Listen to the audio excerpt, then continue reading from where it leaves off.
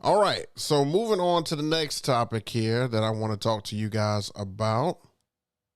Let's talk about something that is happening to me here that is blocking my add-ons. Okay. So what I have here, I have just a little another little article and stuff that I found where things are changing rapidly for some of these venues. Now, we as DJs, we know that we're going to have basic packages for most of these events. So everybody comes out, couple speakers, couple subs, some dance floor lighting and things like that. Where we really take off at is when we have things like add-ons, things like CO2 guns, things like cold sparks, things like uplighting, monograms, and things like that. Okay. What's happening in my area here in Columbia, South Carolina, is that a lot of these old historic buildings are being converted over to venues, wedding venues. And what I'm finding out is that a lot of these historic venues are not allowing for the DJ to have some of these add-ons, especially things like cold sparks. A lot of the venues already don't allow it, but if it's a historic building, it definitely doesn't allow it, as they consider it a fire hazard. Also, they're regulating sound and stuff now. Let's read this article. So, 2 dedicated 20 amp circuits are available in each of our venues for entertainment use. Due to the historic nature of the property and neighborhood, sound levels are closely monitored, and the indoor levels may not exceed 95 dBs at any time.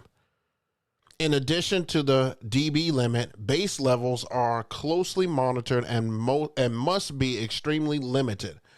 The management team will advise you if changes are needed. Cases may be neatly stored within the performance area or in your vehicle. No cases may be stored on the stairwell or the exits. These are fire exits.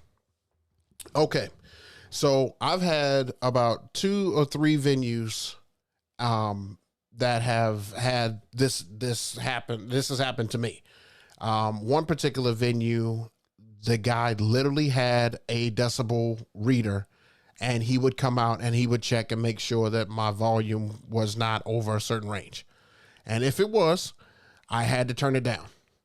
There's no ifs, ands, or buts about it. I had to turn it down, or the venue was going to call the authorities. Now think about that.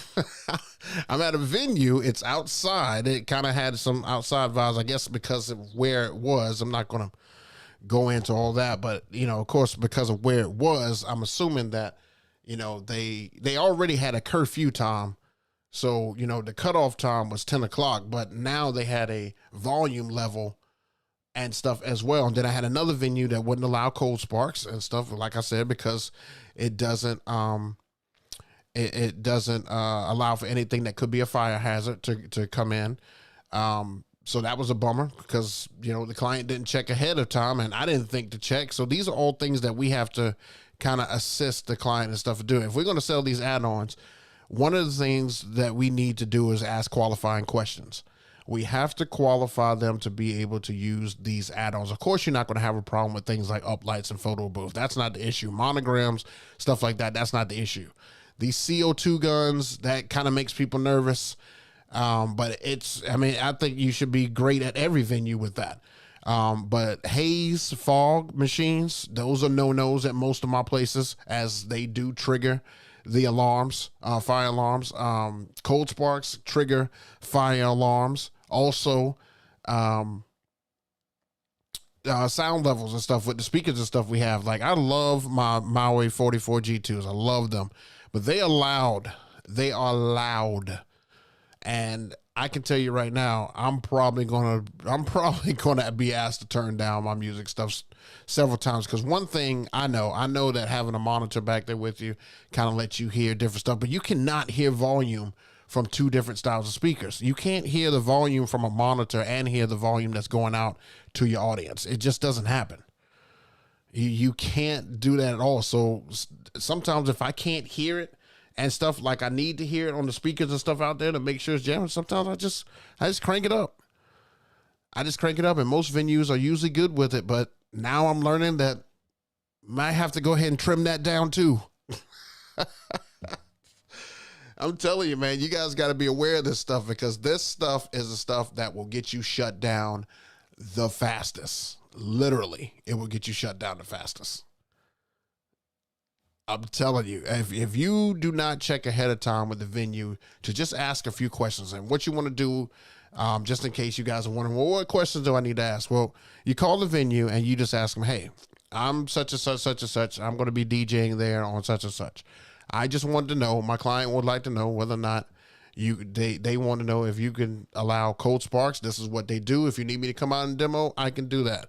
My client also would like to know whether or not you guys have a sound restriction because, we're going to be playing loud music and stuff like that. Are you guys good with that? Just do it. It only takes a second. All they can do is tell you no. All they can do is say, no, we don't allow that. Or yeah, it's good. So, you just gotta look, you gotta finesse these things as much as possible. Because if you don't do your due diligence and you bring it out there and then you can't do it, then you have to tell the client, oh, they told me that I'm not able to do it. Well, guess what? Now you owe a refund.